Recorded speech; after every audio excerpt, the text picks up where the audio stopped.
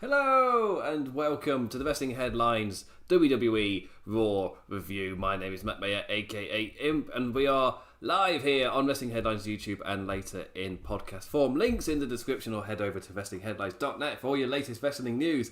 And again, right up into it in terms of going live with this because of football. The Euros, the semi-finals are currently happening, and I got up to start doing this about 15 minutes ago. That's gonna be fun. That's gonna be super fun. So if there's any production issues, that's why. Rapid fire. Get everything up. Get it all done. But we are here to not talk about that, as impressed with my speed as I am. That is not what we are here to talk about. We're here to have a moan about Raw. I'm going to say moan. Past 2 weeks, positive as hell. I enjoyed those shows. And I was like, I don't normally give numbers. Normally I give a phrase to sum up the show. But it's like, you know what? 3 out of 5. 6 out of 10. Well done, WWE.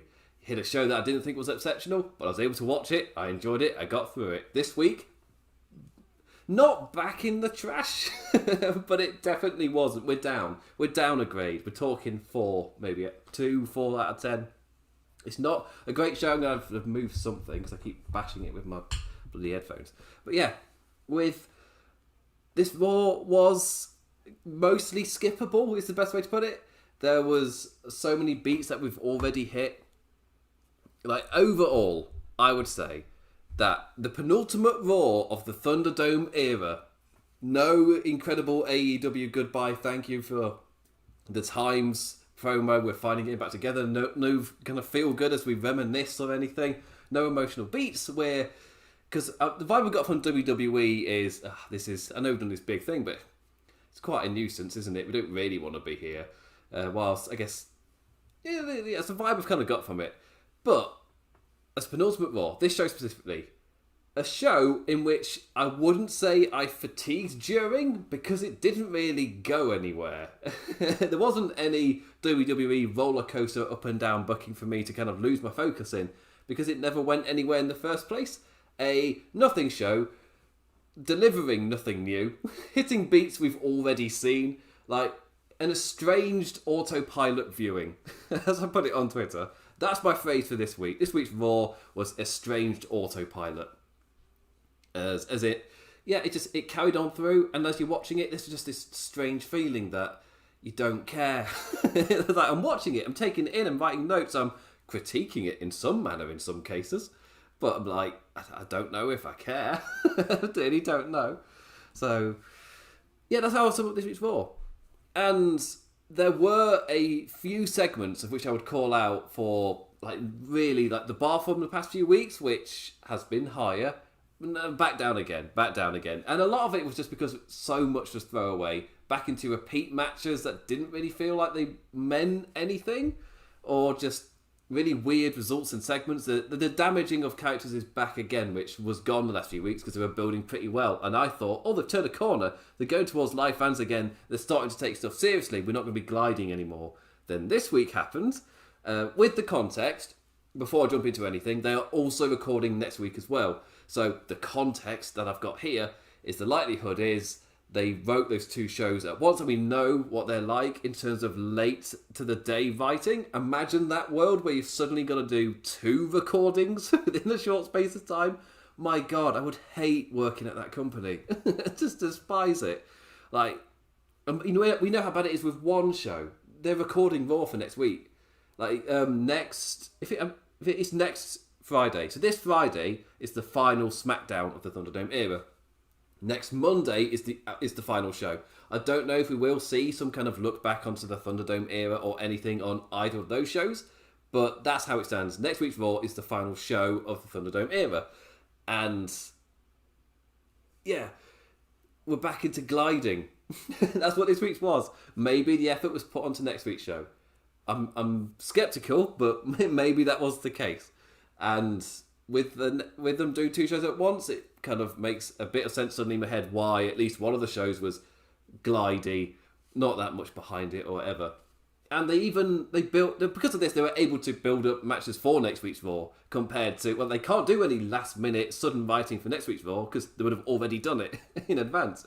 So we're going to get that recorded later in this week to air on Monday. And they were even hyping the first return for fans from Monday Night Raw. Because I have no idea how well Raw is going to do in terms of drawing in live viewers. What helps is it's not full capacity. What helps is they... there's going to be that feeling of this being the first show, so maybe sometimes the quality is not going to matter that much on the week off. It will probably draw the allotted amount, whatever it is. So they don't need to sell out a full arena, and there will be probably enough people really wanting to go. But I don't know what the atmosphere is going to be like. That's the other, especially with until the last 2 weeks, Raw was bottom tier for me. 1 to 2s out of 5s or 10. It's just really not very good shows. With always strong main events. I hope that carries over to the fan era as well. Sometimes you get passable main events as well on Raw. But in this, especially since WrestleMania, in this era, I've kind of associated it with crap shows that are really difficult to get through and actively damaging. But the main events they always bang. They're always great. They're always really strong. So I don't expect anything different. I mean, I'd like there to not be anything different once fans return. That's a staple I do like, is the main events are always great. And I feel like with the help of Bobby Lashley, Drew McIntyre, the talent got on there as well in terms of AJ Styles. For me, I'd say it was when the draft happened, when they got rid of certain matches that could never run again, like Kevin Owens. When they shipped over storylines, suddenly like Bobby Lashley was able to rise. I feel like that's when Raw hit this awesome stride, and it's great to see Kofi join in lately as well. Like, just this awesome stride of main events, absolutely killing it. And it happens every week. Even if the show is awful, the main event's fun. There's always been that saving grace. This week, though, the main event was fine. It was entertaining enough. It was yet another killer main event. But across the show, there were weird things happening. So back we are, right into what we were beforehand. 2 weeks solid, where I was looking forward suddenly to money in the bank, to live fans. Like they're putting effort into it. This week's show was anything but just autopilot stuff, I guess. But the one that I picked out, Charlotte Flair and Rhea Ripley, and the injury bit. So I can see with Charlotte Flair and Rhea Ripley, I can see what they were going for, and it's not the most egregious thing or not the most egregious beats to be doing at this point in whatever their feud is. For me, that's the worst part about this feud, is I don't know the personality / identity of one of the main people in it. I cannot tell you Rhea Ripley's character. I'm not sure she has one. What is she? I don't know what she is. Apart from Aussie champion, who just likes to do a little bit of troweling. That wasn't Aussie, was it? No. That was more like Texas kind of area. Let's go troweling. Like that. But Ripley, I apologise, you're now Texan. But with a lack of distinguishing character, that makes it quite difficult to then, well, what's the segment going to be? How would this character react to this situation? That stuff suddenly becomes quite difficult to write, because you've not got any basis really to do it off of. It's it's kind of like a chalkboard character where you can just draw anything and they'll do it. That doesn't mean that it's going to end up being done well, because, well, what is their character? And that's what I feel like Rhea Ripley kind of is with Charlotte in this feud. That's kind of struggled from the get-go, and they're still doing it. It's like, it's a weird one. And after the last pay-per-view, it's whenever they do a pay-per-view finish, where it's a screw finish, where the purpose is to keep it going, when it's that match number 2, I kind of watch it thinking, well, why would I care about this one? Like, keeping it going, if you're doing the WWE rule, that means we've got one more. So why on earth would I care about match number 2, unless you're on... Like, I think the one feud that really nailed it was John Cena, Kevin Owens, and that played off existing tropes to kind of really make it work. But, like, that second match was equally as good as their first match. They did a series of 3, as was the case with John Cena. You do a series of 3, and if you're new or not, or high momentum or not, John Cena always wins that third one. He always does. But you're allowed to have absolute bangers in the first 2. And that's what Kevin Owens did. But with Flair Ripley, I feel like this should end at Money in the Bank, because it's just not hit. You've got a new era to really jump into, carry over as little as possible in terms of ongoing storylines that you're kind of stuck in. like this one, hit that refresh button somehow. I mean, they've got the draft coming up. Maybe that'll be the big refresh. It'll just an injection of energy at least. But they did hit the beat they were going for. They did hit it. Like two talented women cut from the same cloth. That doesn't mean they hit it well. So, if you know what happened, Flair on a crutch after Ripley's post-match chop down from last week, and Rhea entered with her own crutch, exaggeratedly struggling for Rosie to be able to watch, calling Charlotte out, telling her she sees right through her. She sees right through the fake injury. And then we go into a crutch fight. Those are very different. Those two are very different. We go into a crutch fight. Oh my word, some things you cannot... Some word pronunciation mistakes you can't even make on YouTube. So they have a crutch fight, which I'm going to say very carefully from here on out. Like lightsabers, just swinging them at each other. I was like, oh, that was...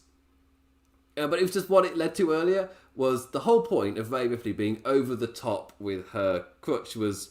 And openly mocking Charlotte for what she was standing there saying was an injury. And then she gets to the ring and says, but this is actually me being a babyface and me telling you that I see right through your charade. Like, no, it's not. I'm not going to fall for this. I am too smart of a good guy. However, the whole tone in which it was delivered and written with as well was a heel. Like, everything was like, this is a bad guy feeling and vibe, like the open mocking, just the way it was delivered and the words that she was given to say as well. It all just absolutely spelled off, well, you're the bad guy. And I'm watching this thinking, last week I was confused as it was, where Ripley was teaming with the good guys before she then did the chop block and to the knee, and they were talking about how, she's such a dastardly person who would do such an attack. And even though it was on Flair, it was part of it was like Ripley, she herself she was perfectly fine to go to that side of the wrestling world. However, on this one, it's the whole thing's put across as Rhea Ripley being the smart babyface to get over it. But before the commentator had spoken, when I'm just listening to Rhea's words, I'm just watching her go down to the ring, do the over-the-top stuff. When I'm watching that, I'm just thinking, this screams heel. Everything about it was last week just reminding me that she isn't a goodie. She is a baddie. Even though these two are feuding, you're going to get one pairing up the goodies, but ultimately she's a baddie. That's what I thought I was getting a second hint at, a second reminder. In reality, that isn't what was happening at all. The whole thing was meant to be she's the goodie, the babyface. And that's when it kind of circles back for me into the same issue of, well, what is her character? It feels like she changes every other week to being the good guy or the bad guy. I don't know myself as the viewer which one it is. And all I know is they've kept Charlotte definitely the heel. That helps, I guess. But she's up against an inconsistent character. Whoever's writing for her, they do not know what her character is, and it screams it when we watch the TV, which is a shame, absolute shame. But what was the crutch fight? He says carefully. What was that? What was it? Just it's the way that it built up as well.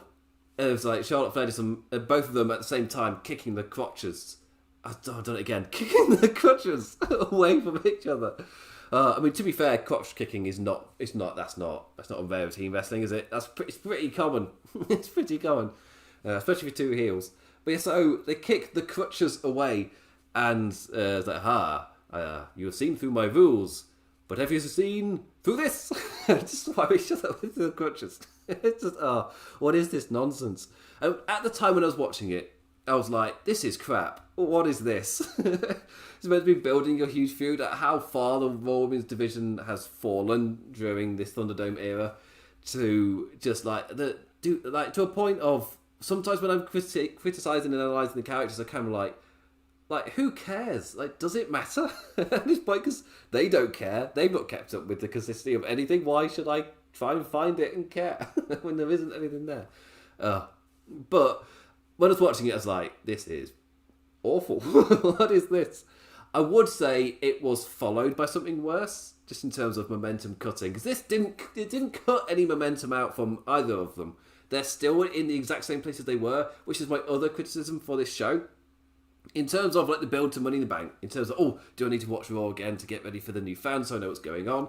My answer would be, you do not need to watch this show. Skip it, leave it, don't watch it. There is no need to do it. Absolutely no need whatsoever.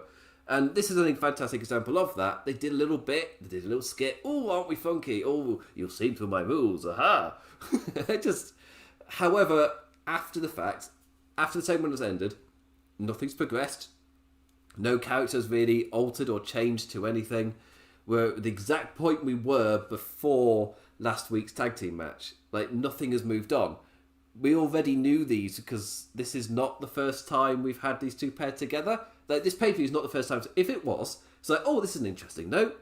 We're seeing Charlotte Flair do her normal tricks, and Rhea Ripley is saying, no, that's not going to work with me. You can't do that usual stuff. I'm too smart for that. It's not a bad beat. It's not inherently a bad beat. And the idea of what they're going for in this segment isn't bad. However, in terms of the overall feeling of this show being a bit meaningless and nothing really progressing, just holding the note for just an entire show before moving on to the next chord next week. I don't know, it's the one before the pay-per-view. Have they done everything? Just concentrating on the live show for the fans now, maybe. It kind of just, it held it. Like, we already knew this stuff. Nothing, we weren't told anything new by this. Like, this stuff we already knew from last month. From the last pay-per-view, the one that happened. They've already hit these notes. So nothing new was added. Which, I guess it filled up 2 weeks, this angle. You do the chop block, then you do the Flair fake injury, but Rhea calls it out. So the normal thing isn't going to work this time. So yeah. But you've already, character-wise, you've already hit that in this feud, in this rivalry. We already know those things as the viewer. You're not telling us anything new. You're not progressing any character, really. What would help is if next week we do see a reaction from Charlotte in terms of evolving, or at least at Money in the Bank itself, some form of evolving and changing up because of what's happened here. Yeah, but as a show, specifically this show, because I'm reviewing this show. I'm not reviewing Money in the Bank yet, or potential storylines and stuff which aren't happening yet. I don't really do fan theories because often you can get carried away with them, and that's not. Like, Drew Jinder is a fantastic example of seeing a character return, the fans getting excited, and then when it actually happens, it's much more lower key than you would have hoped, but if you don't do the fan theory thing, you never get disappointed. Yeah. Don't either set the bar incredibly low, then you'll always be surprised by everything, or try not set any bar at all and go in with no expectations. As I said before, the best way to watch WWE is to not watch it. So you don't get any bar set, don't get any expectations. You can walk into a show, relatively enjoy yourself, then disconnect for as long as possible before watching the next one. That's how I'd watch Raw, if possible. But there were multiple segments throughout this show. This is just one. I've put what the F was this because that was my immediate reaction whilst I was watching it. It's like, what is this? I can see what you're going for, but come on. What is this? And ending in the crutch fight, which I'm so happy I said correctly because I'm moving on. I don't want to be me saying a crotch fight. That's the final kind of note. Accidentally saying it, obviously, because that one doesn't count because I said it on purpose.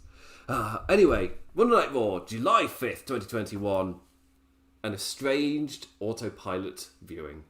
So, Miz TV kicks us off. I'm going to go through the card now in order from here to the main event, obviously skipping the one segment that we've done.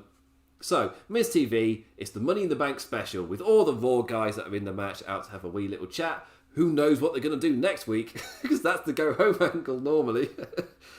All the lads out here for a good time. Johnny, he's dripping as he speaks to his aquaholics.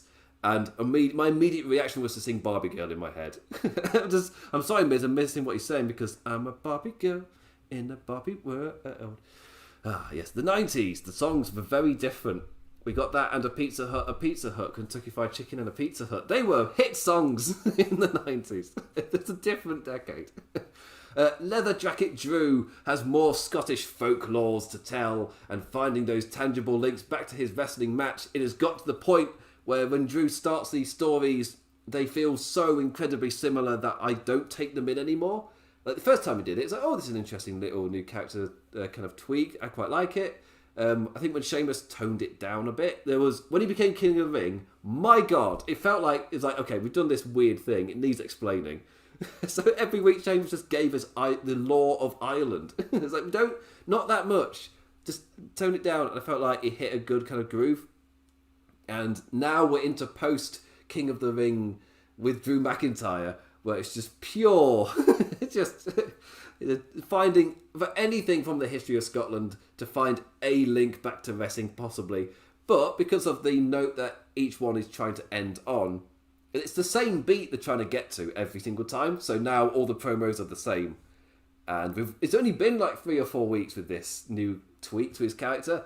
And I'm already zoning out when he talks because I know they're going to be essentially the same. The story of Scotland is going to be different every time from the person, from the history, how he relates it back to his wrestling.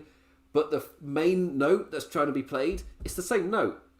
So, and I'm not going, oh, here we go again, and actively tuning out. I'm not remembering it. I'm zoning out. That's a better way of putting it. I'm not going, ugh, and then actively not paying attention. I'm trying to pay attention, and I just zone out because they all feel so similar. It's got to that point. His matches are still fantastic. Anyway, Ricochet gets given some god-awful stuff to say. Square peg, round hole continues to Ricochet. Riddle then scoots on down. Up the ladder it goes, and whoa, I'm really high. And sometimes the best line is the most obvious. That's exactly what that was. AJ Styles and Omos, they came down with their own words, but they're not in the match. What are they doing there? You got to set up RK Bro. Omos pushing the ladder over as Riddle landed on his injured foot. Nice. In terms of building to RK Bro going for the titles, for me, you keep building until SummerSlam. And maybe you got this animosity building up, and then Randy Orton returns, and they kind of have to focus on helping their friendship out a little bit, maybe with AJ and Omos bubbling under the background. They've got to focus on the Viking Raiders, so you got RK Bro handling their stuff as AJ and Omos handling theirs. You've built the tension a little bit, but then you can split off and then get together again for SummerSlam. So yeah, go for it. Just don't give us the match before SummerSlam, because likelihood is the title change is going to happen at SummerSlam. So for me, worst case scenario in terms of what I'd expect WWE to do is that they give us the match at the pay-per-view before SummerSlam, whatever that is. Is it Money in the Bank, actually? Is there one? I've not looked at the schedule. That's the point. I'm just so used to the 3-week schedule. Maybe there isn't one. But in worst case scenario, doing the match before SummerSlam, when there's the perfect amount of time. Actually, SummerSlam's way closer than I realised. Like, by the time Money in the Bank happens, that's mid-July. It's really not that long. You can just hold it off till SummerSlam. It's fine. Have them win the titles. And AJ and Omos have been built up as strong enough heels, and they're interacting enough now to naturally swing it over. Go for it. You can go for it. You can go for it, lad. I don't know where that came from. But Omos pushed the ladder, and it all landed on his injured foot. What he done kicked the steel steps with last week. AJ with a follow-up kick for the breakdown. The face is on top as we see Omos getting the best of gotten the best off for the first time, I think, on Monday Night Raw. I think that was me stuttering, trying to remember. Wait, is that a lie? No, we've seen Omos getting the better off for the first time on Monday Night Raw as Drew sends him back over the top to the outside. As in a physical fight, he's gotten the better of. Don't think we've seen it. We've maybe seen a quick thing, but to see Drew power him out, so that's interesting. Setting up something there, possibly. I'd like it to. I'm watching Raw thinking, because it felt like the past couple of weeks that effort has started to be put back into the show. And just there's that concentration focus has started to return now that live fans, it's happening, guys. This pandemic era is finally coming to a head. I can't wait to be rid of it, and I'm appreciative of the fact that they kept it continuing, but I also can't wait to leave. It's like, thank you, but also goodbye. I can't wait. I do have a live fans to return. But yeah, Drew sent him outside. Is that a note? During Thunder era, I would have gone, absolutely not. But in this more optimistic zone I'm currently in, possibly. A wee segment with all the Money in the Bank competitors setting up our rematches and stuff for tonight. And into the first one, we immediately went Ricochet versus John Morrison. Also advertised for next week. 3 in a row. Will I review Money in the Bank? Yes, I will, Ed. Yes, I will. I will be reviewing Money in the Bank. And I've struggled with everything but Raw because of just suddenly life kicked off. Like, I haven't done Twitch either. I was meant to be doing Twitch. But I think I streamed on Tuesday last week. I said, I'll be getting back to regular schedule. I'll stream again on Friday. And like the next day, builders called to say that they'll be coming over to finish off some work, and it would take like the rest of the week. It's like, oh, cool, just advertised that I'll be available and I'm not. Awesome. And this week is full of just like the after effect of that. So yeah, can't do NXT for a little while, which kind of sucks. I want to get James Boyd back. I like James Boyd. I like talking to my friend James Boyd, but yeah, not able to. So yeah, stuck with Raw for now. No, I've not even watched NXT. Seriously, I haven't watched it in a month. I watched AEW. It's not even. I'll make time. I'll make way. I'm helping a friend with a job on Thursday, and I didn't say I'm not going till I've watched AEW. Then I worded it more as, I'm busy. I'm busy earlier. If you want to come later. So I just got this thing. It's just AEW's return to live fans. I'm not missing it. Yeah. But not like Raw, obviously, I'm watching because of this. When I was ill, didn't watch it. But yes, rematches. Rematches galore. Huzzah. I wouldn't be whinging if every feud wasn't rematches on rematches. This one in particular, following up on a hot match from last week. What is there to moan about? Picking up where they left off with some great DLC building on the base game. Why would I moan at all? It's just because it's Monday Night Raw. And I immediately joked that this is a rematch of which afterwards they immediately announced there'll be another rematch next week. It's just, okay. Okay, not surprised they wrote both of these shows at the same time. Yeah, Pirates of the Caribbean 2 and 3 and Lord of the Rings, it's not. They're weird franchises to go through for that metaphor. Let's leave it. It didn't work. Morrison power bombing Ricochet with force into the same barricade they crashed over previously. What a lovely little note. What a lovely little bit of DLC to the main story.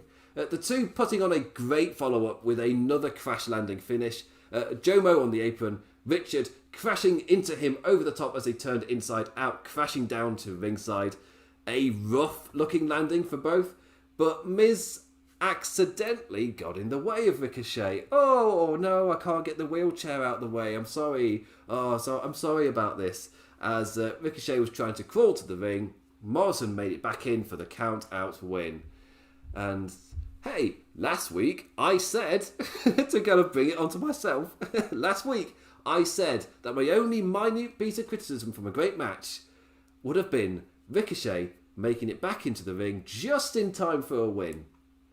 So this week, can I moan that the finish was a crash to the outside and one of them just made it back in time for the win? My answer is yes, because it's the guy who took the move who then got back in the ring first, and the only reason he did was because of wacky wheelchair racing. It's like, okay. Yeah. Like, it's a note I don't hate ahead of the Stuntman match in the Money in the Bank. Like, the note that Ricochet is as much as a danger to himself as he is to others. That's a great note to have going into Money in the Bank. Adds danger to Ricochet, but you also go in thinking, oh, but he could take himself out of the match with this. But I doubt that's the note, as all of the focus from commentary was on Miz's wacky wheelchair. So cool. Yeah. Yeah, so the note for me wasn't that note for Ricochet as a character, which it would have been a nice note for Ricochet as a character. It felt more like, oh, Miz, you. So that's what I expect. That's what I expect to be the follow-up next week, is Ricochet doing that. Like, oh, Miz, oh, I'm going to get you. And then he does something cheeky to him because he's got to get 50-50 booking. My prediction, next week, Ricochet wins via count-out. That is my prediction. Because no one's allowed to really win or really get momentum. Even if you're trying to build a new star. No. No one gets those coveted wins unless you're the main event guys. No. Let's not be silly here. Anyway, moving on to, I guess, continuing matches that really didn't feel like they mattered. Nikki Cross, Alexa Bliss, Asuka and Naomi versus Eva Marie, Doudrop, Shayna Baszler and Nia Jax with Reginald. 2 weeks in a row. Eva and Piper have turned on each other. 2 weeks in a row. They're back teaming together to unexpectedly turn on each other. I'm clearly missing something. I said this last week. It feels like between each episode of Raw, there's a beat missing. Or there's a scene deleted. It's like, well, what is... how did this get to that? It's like, they've got matching gear. When did they organise that after falling out again last week? And I was like, Piper turned on her, and then she turned on Piper. And in both circumstances, there's been a scene, there's been something, and they're back teaming together. For it to repeat again, and it's, for some reason, it's surprising when the turn happens again. And yeah, somehow they've been able to organise matching gear in spite of this. So I don't know what the relationship is. You keep turning on each other. Are you? Is it just a bit? Are you friends? Is it perfectly fine? I mean, for me, like I was watching it thinking, whoa, like one of the main benefits of this is Piper wrestles like a veteran. Eva Marie wrestles like she's never done it before. So putting the two together, one kind of counters the other one, and maybe one could learn from the other, or something. I don't know. Yeah, maybe, I don't know. I'm trying to find positives from this. It's not something I'm going to spend too much time on because it's very silly. But it's like, at least I want consistency in my silly, or at least like don't feel like I'm missing beats in my silly. Like it's followable. If it's silly and unfollowable, that's nonsense. You're just giving me things that have no relation. Anyway, starting off cold with Eva looking like a celebrity in a one-off wrestling match, doing the best they can. My positive is they are using that as part of her gimmick, like moulding with what is in front of them. And I was really applauding that back in 2016, and I'm digging it now in that specific vein. The character feeds into this really well, but that doesn't make it nice to watch. So when I say I loved it in 2016, she got fired before she wrestled. So you got those amazing segments of her finding different ways every single week to get out of the match, and each one had to become more and more creative, and it was like a great little month-long run. But then she got suspended, and then she got fired. So we got that awesome little build-up with absolutely no... You never got to the wrestle part. So it was great. It fit her perfectly. But then she never had to do the wrestle. And with the sexy lady gimmick, there's always been that problem that when the character gets to wrestle, like the character doesn't seem to be formulated to fit the wrestling. And that's why it's really weird for me that the Carmella one got dropped. Because I thought they aced that, and Carmella was then able to translate that into the wrestling part and gave a really strong match with Sasha Banks. I thought, yeah, they've done it. They've got this character. She didn't win, but it all melded together really well. Yeah, I dropped it. Nah, Eva Marie's coming back. We can do it with her, I guess. But yeah, it doesn't make it nice to watch. And just the lock-up with Naomi begged questions. And I'm not somebody that really notices these things. And also for the match, this is the first note. Not a great sign. I liked Piper tagging with Nia and Shayna, like who both recognised her ability. Like there was respect built from them tagging together. Really nice spot with Nikki Cross getting squished between Viper and I've forgotten the name, Nia Jax. Name just went for a second. But this match was mostly forgettable, hitting on all of the notes we've already seen, just in one match instead of a few scattered throughout the show. Again, nothing progressed. It was just the same beats. I say nothing. There was one. Nikki Cross's character, she got an appreciative building block from me as her roll-ups started to be countered. I praise this when it happens in New Japan, when people started finding a way around Okada's moves as his like really long reign went on. I like it when wrestlers adapt to the wrestling that's been happening. Ooh, yeah. So almost like the wrestlers themselves learned from past experiences they were in themselves. Like people do. Ooh, the oven's hot. I won't be touching that again. It's nice to see that. It's nice to see it. So thumbs up there in an otherwise forgettable bit of telly wrestling.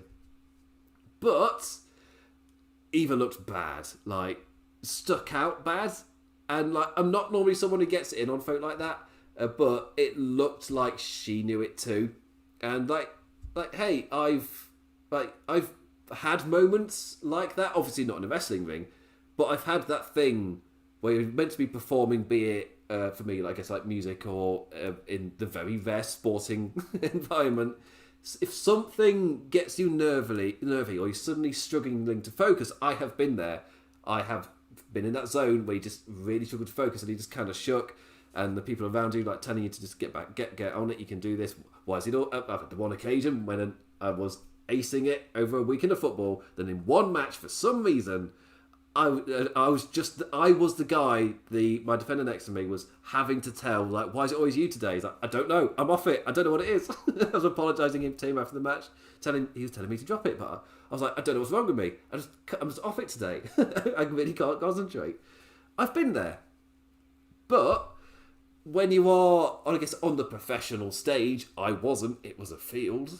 When you're on the professional stage, when something shakes you and you can see that there's suddenly, like, everything they're doing is full with kind of nerves, and then that struggle to focus seems to be there. At one point, Shayna Baszler had to tell her to switch around because there was a spot coming up that Evie just seemed oblivious to.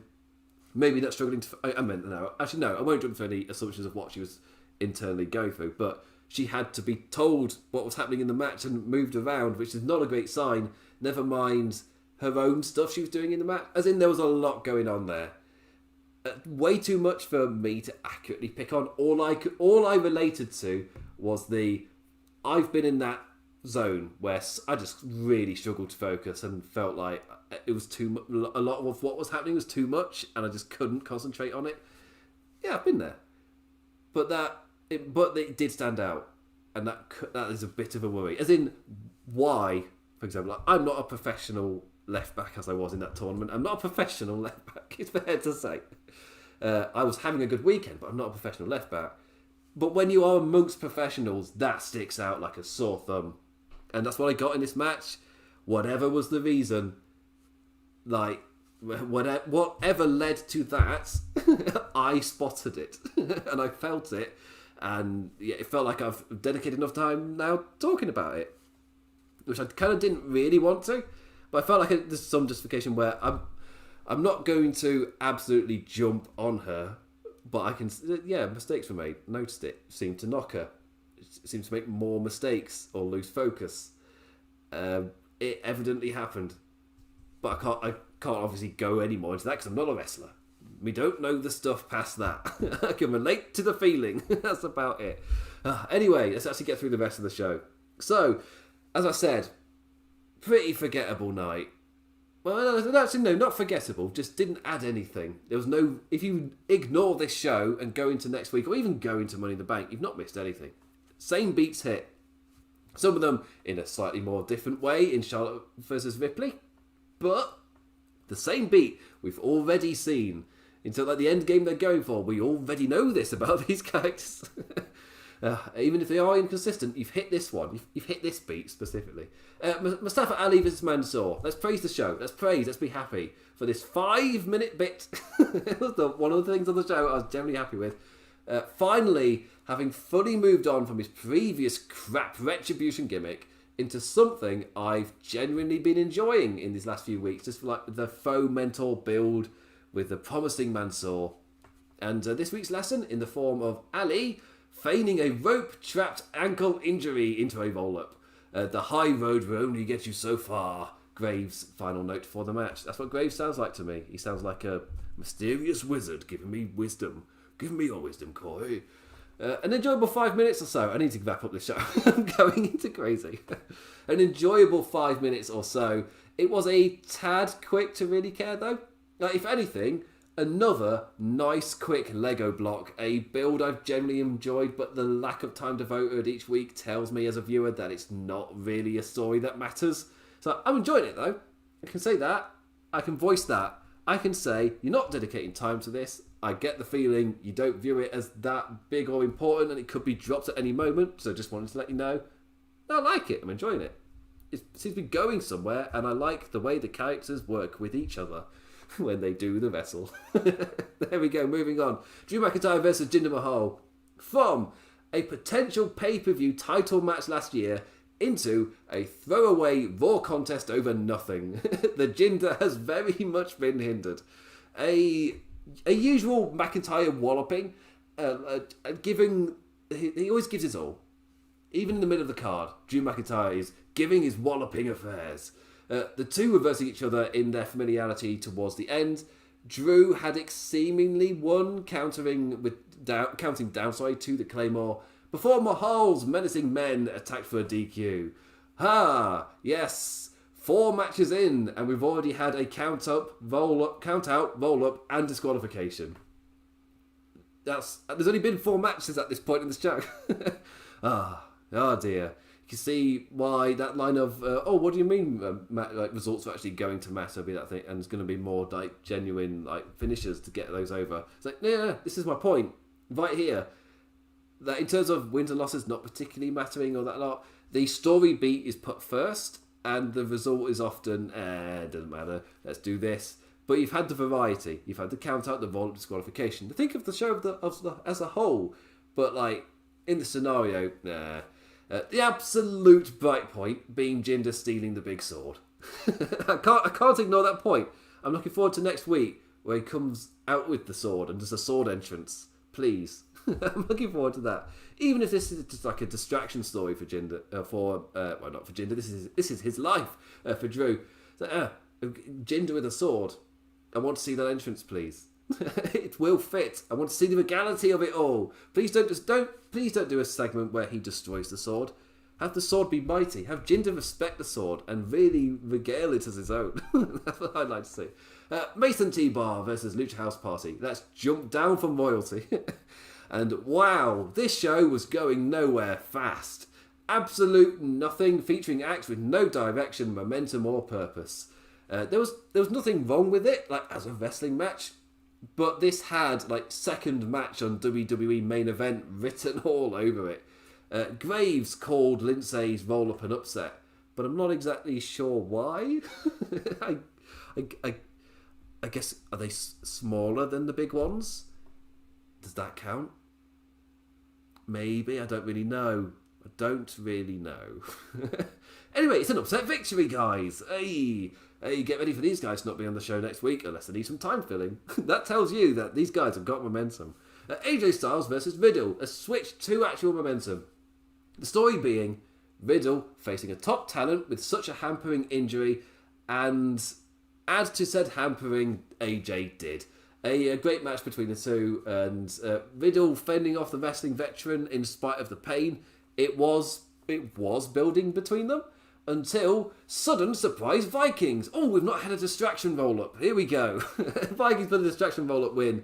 AJ pissed after last week, but that also gave Riddle a little bit of a win, even though, didn't.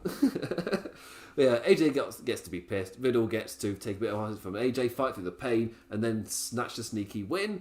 But for me, the most important thing is this gives Riddle a win over a tag team champion for after Money in the Bank. As in, this is something I really appreciate. They're already sowing the seeds for SummerSlam for this feud. For RK Bro versus AJ Styles, they're already building to it before Money in the Bank has happened. And this is something which I just did not see over the vast majority of the Super Thunderdome era. I nearly call it the Superdome. Damn it, Hogan. But yeah, it's the type of thing I didn't really see.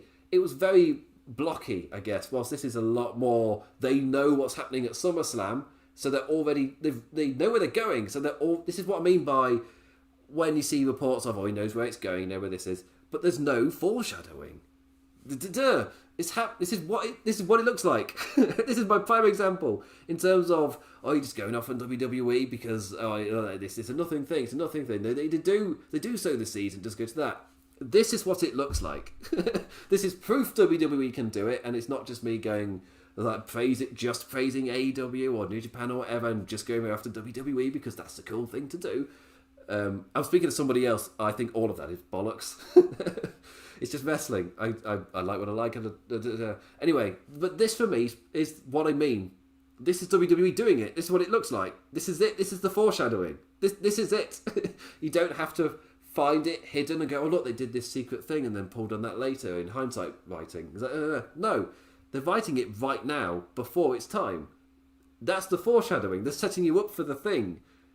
The before. It's the foreshadowing. This is it. This is what it looks like. AKA praise. I'm giving it here. I'm giving the praise. Giving it now. RK Bro, when I say it's the best thing, it's mostly because the characters and the story itself has attention and detail to it. And over the course of Thunderdome era, that's been lacking. It's when The Fiend debuted and I called him the Humpty Dumpty Demon, putting everything back together again. that's because like the whole like WWE was just so fragmented at that point. So the Fiend really stuck out as a character that remembered his own continuity and then also fixed continuity for other characters. It's like, oh, this is interesting. But yeah, obviously he succumbs to the very thing. He became the very thing he hated. That's a story they're not telling, but I see it. Yeah. Anyway, let's move on. I've got 2 more segments to talk about, and clearly, in terms of the madness, it's settled in. So after that, we got Flair and Ripley attacking each other with crutch lightsabers. Happy as said crutch. R-Truth and Jackson Viker versus Elias and Cedric Alexander. This one got people talking. So, Alexander took the beating in this match. He took the final pinfall. I guess because they want to keep Riker winning against Elias, but they can't just keep this hot feud going if they just pin Elias every single week. I mean, I've done it in feuds in the past, and I've criticised feuds in the past for doing it, so yeah, I guess, are we coming out of Thunderdome era? They're not doing that thing anymore, becoming a bit more creative. Anyway, 24/7 nonsense to kick off the match should tell you everything. SRS saw us sat with a great critique on Twitter, saying it's like, that title has been playing the same note for 2 straight years with no evolution. Either do something with it or just scrap it. No evolution whatsoever. The exact note it started on is the same one being played today. It's not gone anywhere. No creativity or invention or places to take it. Like, cool. And it's birthed into a world where the DDT Iron Man title exists. Where, aka, yeah, some of them were over the top wacky critique receiving stuff, but the creativity was there. You're going to get hits and misses, but they're taking really creative gambles with it. and that's a title that, yes, that was birthed into an era after the Cruiserweight title, was it? In WWE? I can't remember what it's called. The Hardcore title, that was it, where it could be exchanged at any time, any place, like 24/7 one. The DDT Iron Man took that to an extremely over-the-top creative point where even titles changed hands in dreamscapes. Like that creativity was there. With the 24/7 title, it's been that same note hit on the first episode and no evolution or creativity or gamble whatsoever. Yeah. Anyway, 24/7 nonsense. Does it really matter? The distraction of 24/7 stuff led into Elias walking out on Cedric as Riker demanded the opponent tag his rival in. A quick whip into a black hole slam from Jackson, and I highly doubt fans are going to get behind that, man. Oh, Nelly. Oh dear. Yeah, this was a nothing match, and then Cedric got pinned by Riker in easy fashion, and yeah, that was not received well. Especially as Cedric seemed to have so much behind him, and then the Hurt Business, and then they broke the Hurt Business up for no reason, and now he's got no direction. And now he's the guy taking the pin so other feud can continue whilst he falls down to obscurity. That sucks. That really sucks. Oh well. Anyway, final thing of the night, and then I can take a drink, I can relax, I can go to sleep. As I said, physical week, doing stuff. Ugh. Wrestling is so far down my list of stuff right now that's what I mean by kind of an estranged autopilot feeling to the show.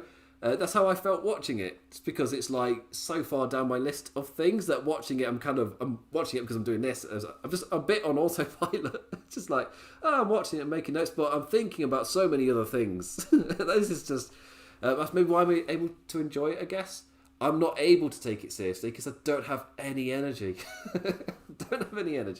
Anyway, Bobby Lashley and MVP versus The New Day. Fantastic main event. The streak continues. On Monday Night Raw, the main events, more often than not, have hit. Even when the rest of the show has been absolutely awful, the main event's been great. And I think I've pointed that out on these reviews when I've had the chance, just when I haven't been too annoyed with the show. The main events, they have been really good. Even if they were rematches, which was a bit disappointing. Even when they were hitting similar beats we've already seen. The matches themselves, great. The main event's delivered, especially when it became the Bobby Lashley, Drew McIntyre, I guess Sheamus era, and now Kofi Kingston's been thrown in. It's this is... but Braun Strowman for a bit. The main events, they have delivered, and this was no different. Going into Money in the Bank, really hot. Doing really well. And I applauded the lower key week like last week took in evolving the characters at play. This week, a perfectly fine reaction to that killer promo. Perfectly built the champion without him being there, now standing by MVP's side to fight the man who said the nasty words. The match run of the Hurt Business returned. As in, last year, I was saying that there's a bit of a pattern building here with these MVP matches. I think this must have been, it's not quite a year yet, but when the Hurt Business was starting, there was this kind of rhythm to the matches where the other people in the match, mostly Bobby Lashley, so maybe this is like even pre-Hurt Business, Bobby Lashley would look like an absolute beast, and the MVP would come in, try to capitalise off it, it wouldn't go quite right. MVP was the beatable one. He's the guy that made the others look good. And that returned right here. It's returned for at least this week, as Bobby dominated as a beast before MVP made them look good as the beatable. Hey, I like the format. I was a fan of it then, and I'm a fan of it now. Perfect role for MVP, perfect role for Bobby. It works really well. Painting us ready for the Trouble in Paradise out of nowhere attempt in the title match itself. All strong stuff.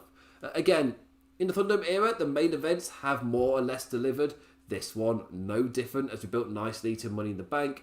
A miscalculation as Lashley's focus on taking out Woods. MVP got caught and took the pin. We got to see Kofi's own strength, whilst also knowing that what happened tonight can't be the case at the pay-per-view when Kingston's one-on-one with the champion. What happened here can't happen. Yes, Kingston did that Trouble in Paradise out of nowhere in a great reversal. And yes, he got the win, one-on-one.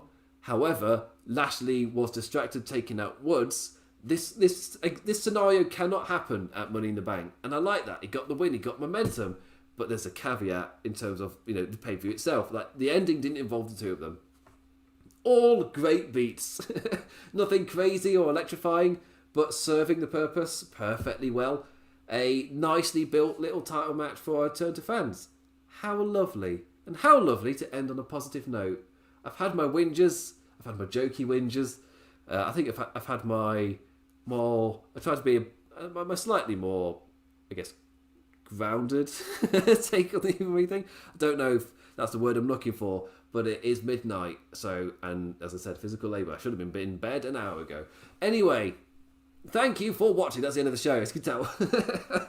It's one of those nights where, I needed an outro script for this night. Anyway, hope you enjoyed the review. What did you make of Monday Night Raw? What did you make of all the different segments I've talked about? Did you think that were you down on them as much as I was? Were you as down on Raw as I was this week? I thought we were back down into the, 2, because it wasn't massively damaging, but it was slightly damaging, and also added no beat or gave any reason for existing. So 2 out of 10. For me to be lower than that, you've got to be actively harmful to maybe more than one thing. I think when you're that low, this was it was a nothing show that didn't really warrant its existence, and then also degraded a little bit, but nothing major. So I'm not going to complain that much. I'm ending on a happy note. I'm ending a happy chappy. I need my energy for tomorrow, because tomorrow is when England play in semi-finals of the Euros. I need that energy. The tension. Anyway, I will be back next Tuesday for the Raw review, and then I will be live at Money in the Bank afterwards as well, live with Aftershock.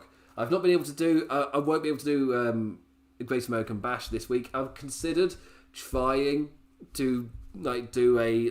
after both of them aired, try to find a time to record, but I'm so incredibly busy, it's just not going to happen. I don't have a time during this week where in the middle of the day I can find an hour to find somebody, do a review. It's just I'm way too busy. It's not going to happen. So anyway, I'll be back next Tuesday for Raw. I'll stick with the main roster stuff, excluding SmackDown. Raw and Money in the Bank. That's what I'll be doing. Also, Twitch. I plugged the Twitch stuff at the end of this, but again, you can follow me on Twitch at The Implications with 2 S's. I'm currently busy, but I do have a schedule of which I'm failing to keep because of busy outside life things. Maybe I should change it whilst I'm busy. Also, you can follow me on Twitter at The Damn Implicat. That's Damn as in damn. Also, Wrestling Headlines itself, the site I'm doing this for. At Wrestle Headlines on Twitter, that's Wrestle without an E, and Wrestling Headlines on Facebook. I'm sure you're following it already. Anyway, with that, I bid you adieu. What was the crutch fight between Ripley and Flair? What was that? What was it? And how many other people I've been saying it wrong. I've been making the exact issue I've been doing here. It's a tongue twister. It's a dangerous one for YouTube. I've failed multiple times. Crutch. I'm ending on that note. That's the theme. That's the thing for tonight. That's the theme for tonight. Carefully saying the word crutch. Crutch. Crutch. I'm going offline with this. Crutch. Goodbye. Crutch. Crutch. Crutch.